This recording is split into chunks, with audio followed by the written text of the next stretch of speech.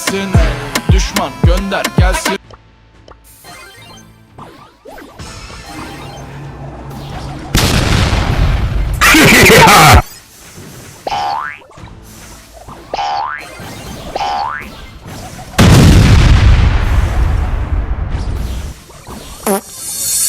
Belki uyanmanız pek sadedir.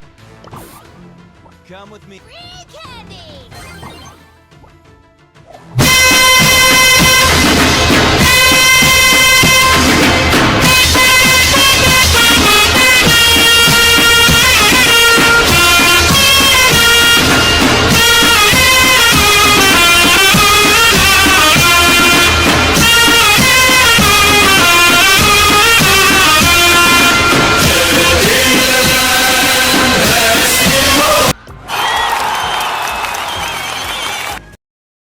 Six, 7.